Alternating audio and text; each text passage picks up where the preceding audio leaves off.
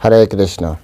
সকলকে আবারও কৃষ্ণপ্রীতি শুভেচ্ছা জানিয়ে আমাদের ধারাবাহিক শ্রীমদ্ ভাগবত গীতার ক্লাসে আপনাদেরকে স্বাগতম জানাচ্ছি। আজ আমরা শ্রীমদ্ ভাগবত গীতার অন্তর্গত 6ষ্ঠ অধ্যায়ের 26 নম্বর শ্লোক নিয়ে আলোচনা করব। সকলের সাথে থাকবেন। অত্যন্ত গুরুত্বপূর্ণ, কিভাবে মনকে নিজের বশে নিয়ে আসতে পারবেন সেই বিষয়ে এখানে আলোচনা করা হবে, যেটা আমাদের ভবিষ্যৎকে সুন্দর এবং নিশ্চিত করার জন্য অত্যন্ত জরুরি।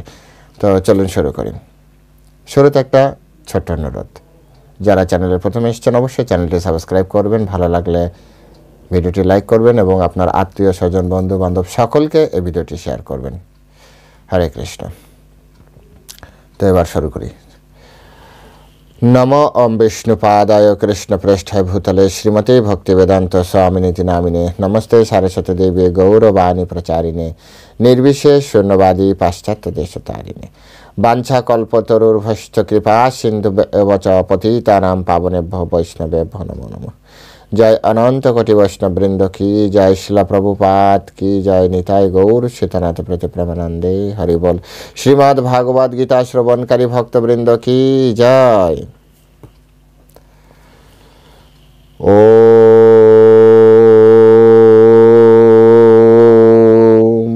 নমো ভগবতে বাসুদেবায়। ওম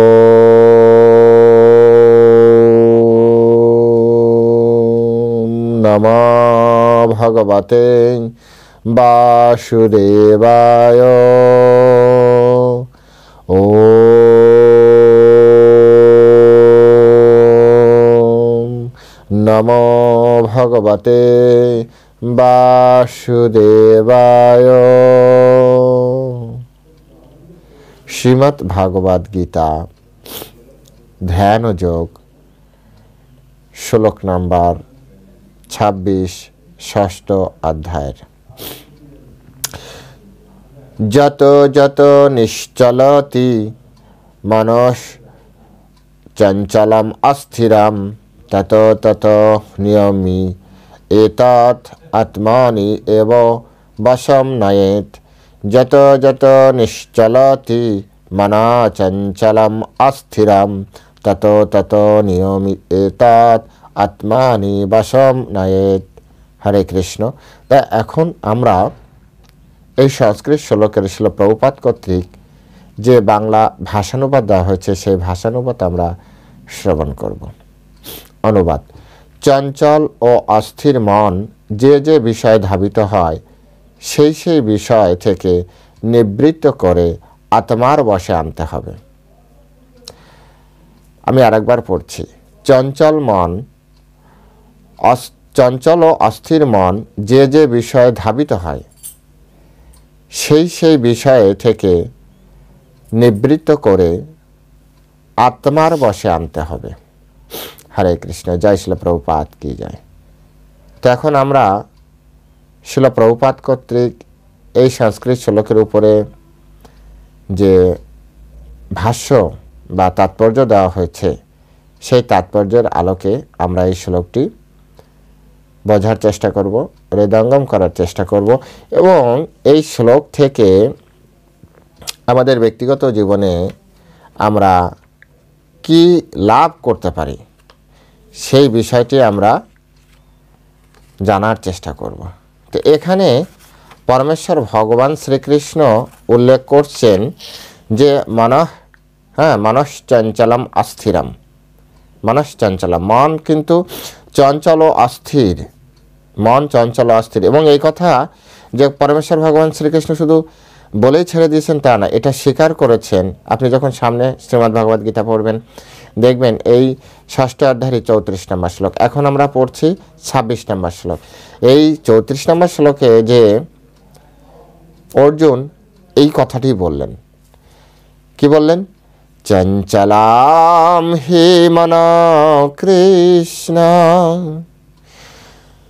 বল প্রমাথি বলবত দৃঢ়ম ত্বস্বাহম নিগ্রহাম মন্যে বায়োর ইব সুদুষ্করম।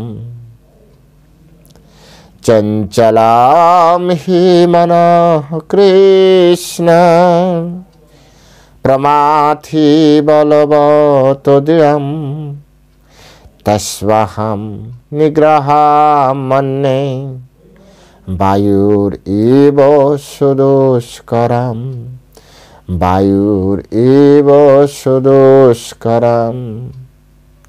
হে কৃষ্ণ, তুমি তো অনেক ভালো ভালো কথা বলছো, কিন্তু আমার মন তো চঞ্চল। এই চঞ্চল মনে তোমার এই কথাগুলি আমি বুঝতে পারছি না, ধারণ করে রাখতে পারছি না।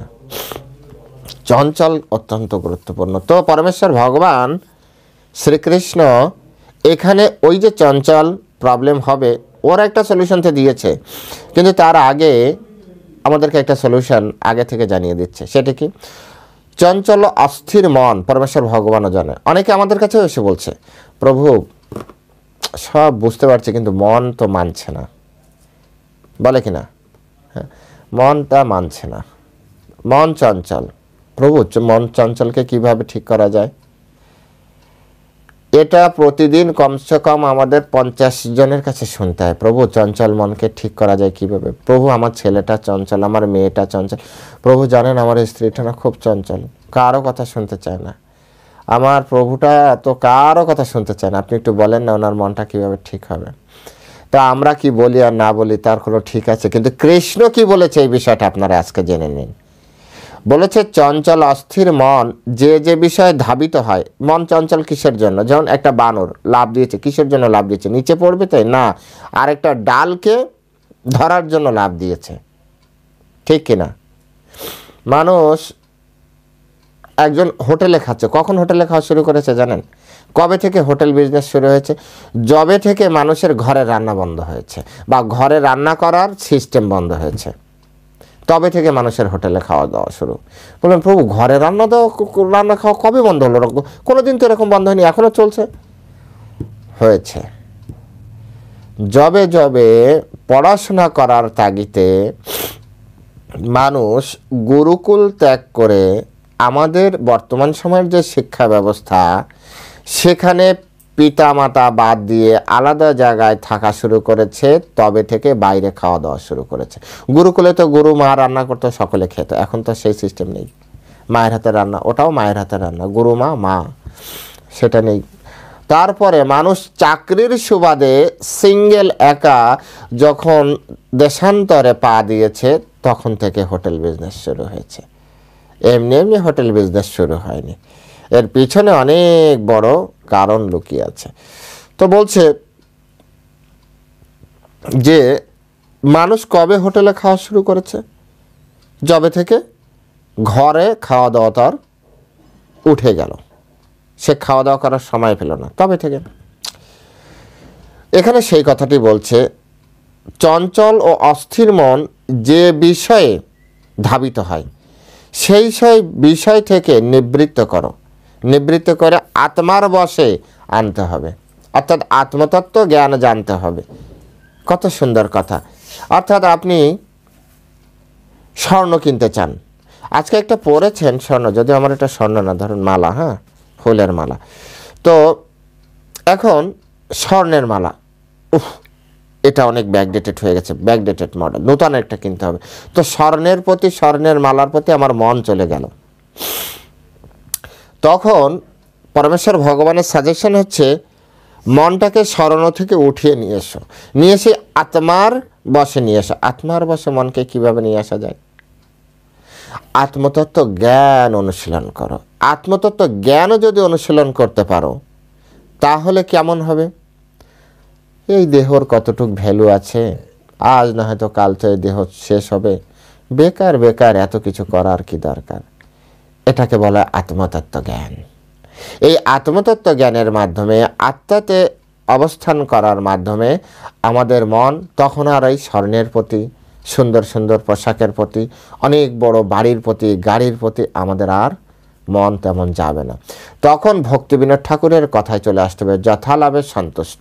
তুমি যত সহজে যতটুকু পেয়েছো তাই নিয়ে বাবা সন্তুষ্ট থাকো, কারণ পূর্বজীবনের কর্মের ফলে আমার যা প্রাপ্তির তা সহজেই প্রাপ্তি হবে।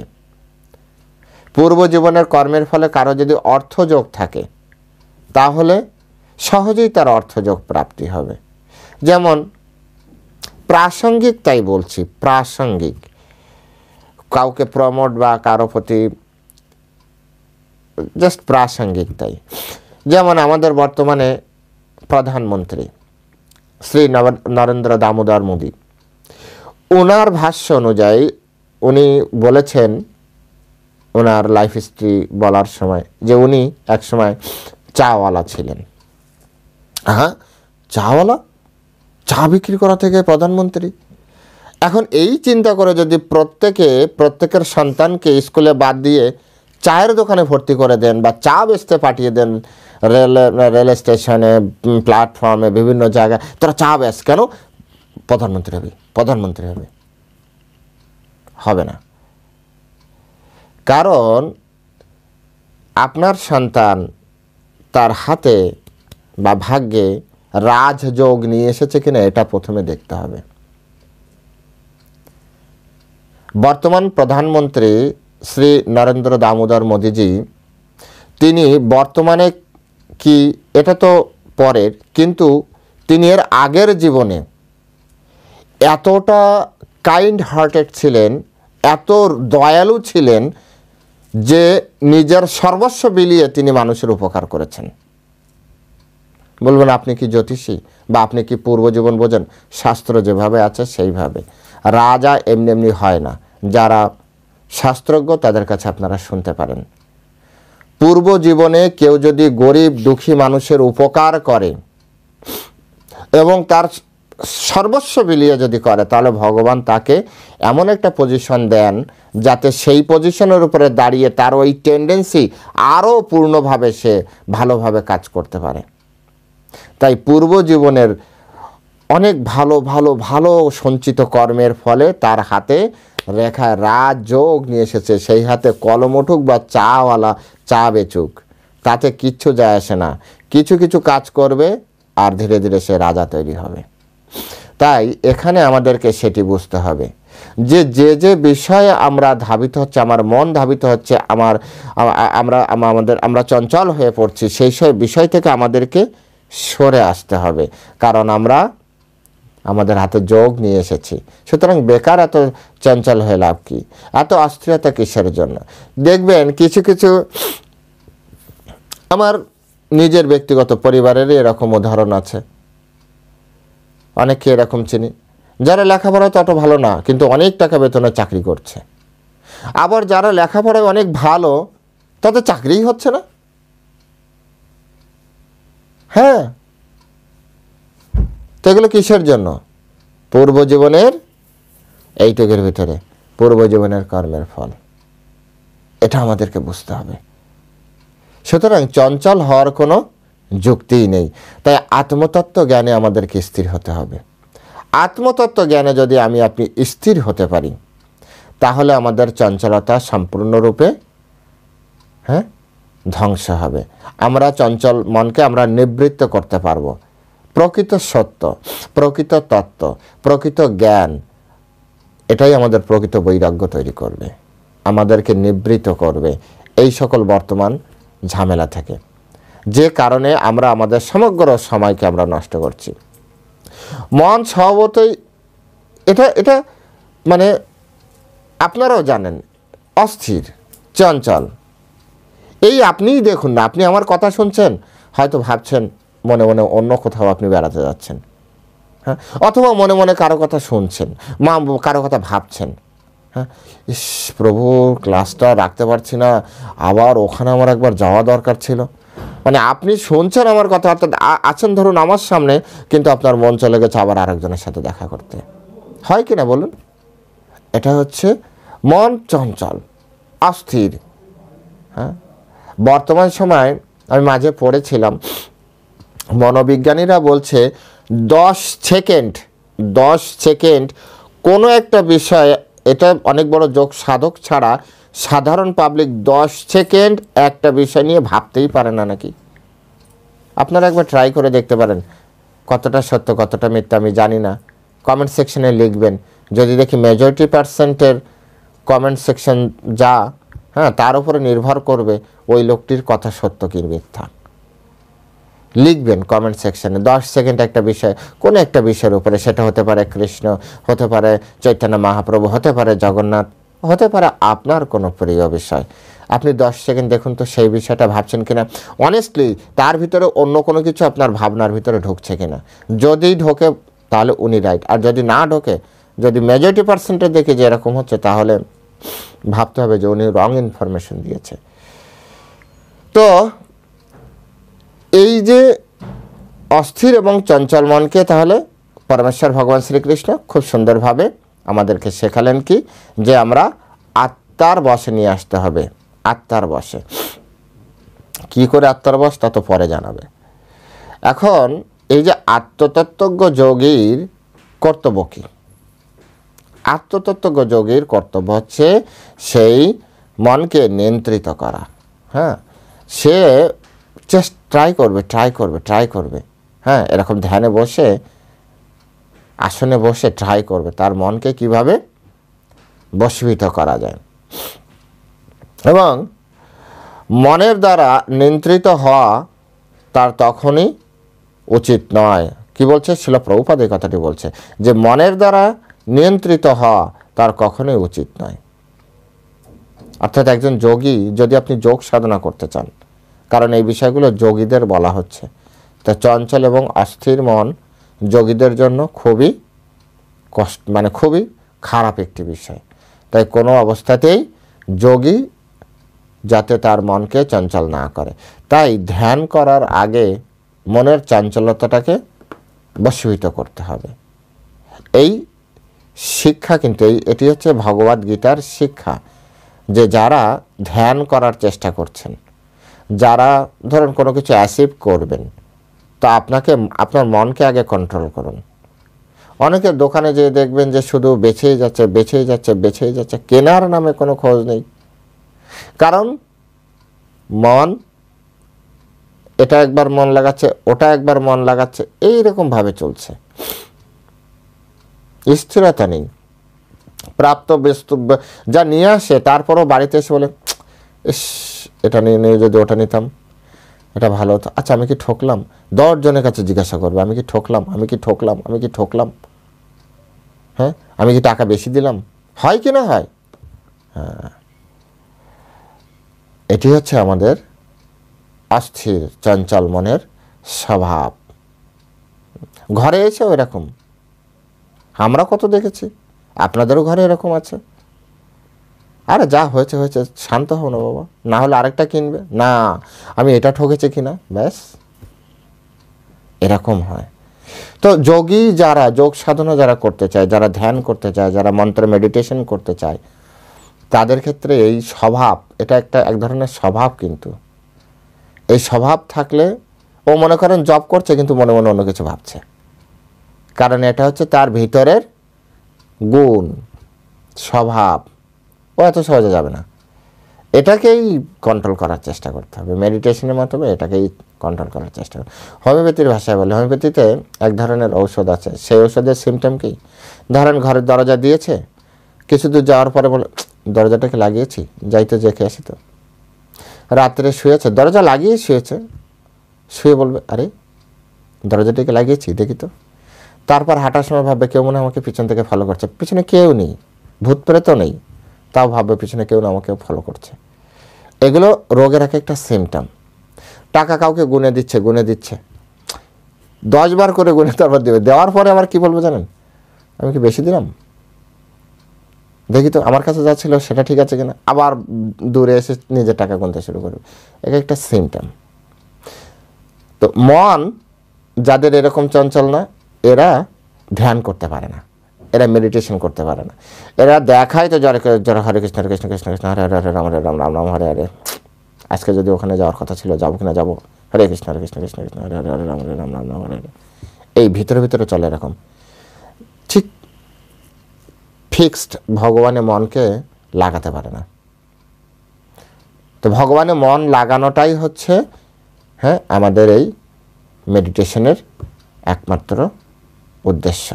ভগবানে মন লাগাতে হবে। এই জন্য মনকে দেখেছেন তো কতগুলো শ্লোক শুধু মনকে নিয়ন্ত্রণের বিষয়ে বলা হচ্ছে। বিভিন্নভাবে আমাদেরকে নিয়ন্ত্রণের কথা বলা হচ্ছে।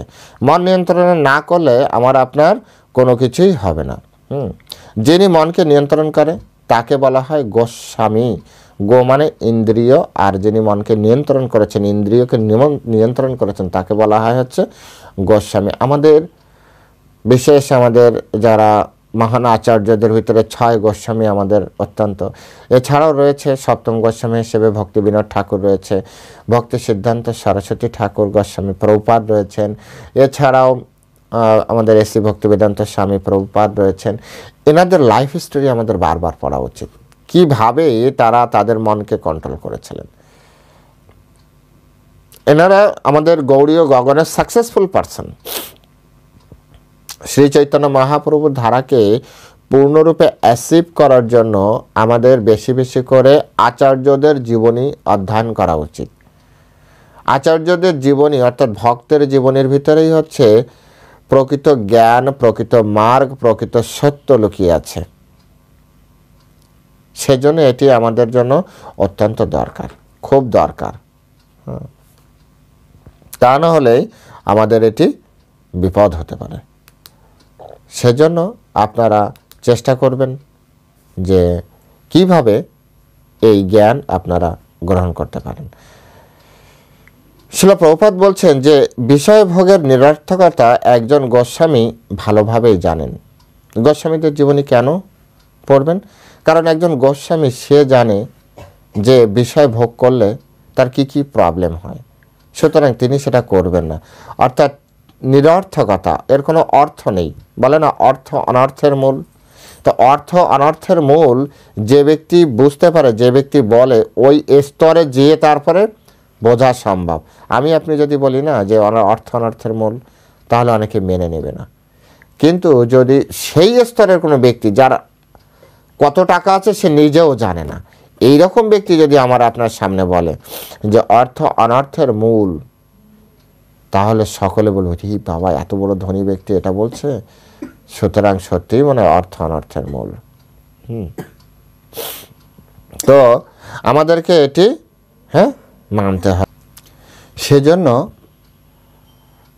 যিনি যথার্থ ব্যক্তি তার কাছ থেকে যদি আমরা তথ্য পাই, সেই তথ্য আমাদের জীবনকে পরিবর্তন করতে সহযোগিতা করে। আমাদের এই ইন্দ্রিয়গুলি, আমাদের মন তো ইন্দ্রিয়গুলোকে পরিচালনা করছে। তো ইন্দ্রিয়গুলি যদি চঞ্চল হয়, অস্থির হয়, আর চঞ্চল এবং অস্থিরতার কারণে সে বিষয়ভোগী হবে। আর বিষয়ভোগী হওয়ার কারণে প্রবলেমটা কোথায় বলছি, ভগবানের আর নাম করা হবে না। কারণ ইন্দ্রিয় সকল কলুষিত হয়ে পড়বে।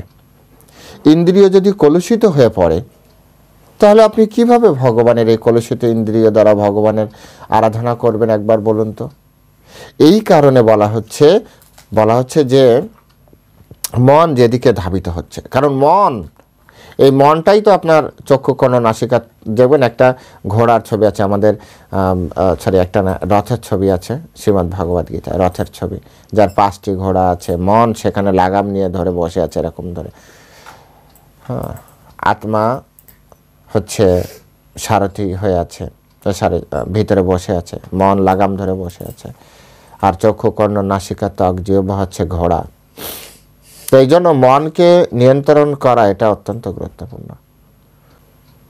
মন যদি আমার আপনার নিয়ন্ত্রণে না থাকে, তাহলে এখান থেকে আমরা কোনোভাবেই আমাদের এই মন দ্বারা ভগবানের সেবা করতে পারবো না। এই কারণে ভগবানের সেবার জন্যই কিন্তু মনকে নিয়ন্ত্রণের কথা বলছেন, বা এই জগতে কোনো কিছু অ্যাচিভমেন্টের জন্য মনকে নিয়ন্ত্রণ করার কথা বলছেন। যারা জড়জাগতিক লোক, তাদের জন্য গীতার ভিতরে মেসেজ আছে, মনকে কন্ট্রোল করার ক্ষমতা রাখতে হবে। মন চাইছে এখানে যাই ওখানে যাই, কিন্তু আপনাকে আপনার লক্ষ্য ঠিক রাখতে হবে, তখন আর মনের দ্বারা সে পরিচালিত হবে না। ঠিক তেমনি পরমেশ্বর ভগবান শ্রীকৃষ্ণের নিত্য সেবায় যারা যুক্ত আছে না, তারা তাদের মনকে কন্ট্রোল করার চেষ্টা করছে। ইন্দ্রিয় বলবে এখানে চলো ওখানে চলো, এটা খাও সেটা খাও, এটা করো সেটা করো।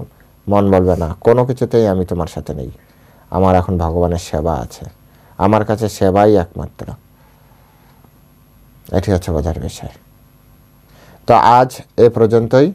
এখানেই আমরা শ্রীমদ্ ভগবদ গীতার এই শ্লোকের বিশ্রাম রাখতে চাই। পরবর্তী শ্লোক নিয়ে আপনাদের সামনে আবার আমরা কথা বলবো। সাথে সাথে অনুরোধ করছি, যারা চ্যানেলে প্রথম এসেছেন চ্যানেলটি অবশ্যই সাবস্ক্রাইব করবেন। সাবস্ক্রাইব করতে আপনার একটি পয়সাও লাগে না, এবং এই সাবস্ক্রিপশনের মাধ্যমে এই ধরনের ভিডিও আরও হাজারো লোকের কাছে পৌঁছে যাবে। সকলে ভালো থাকবেন। জয় শিল প্রভুপাদ কি জয়।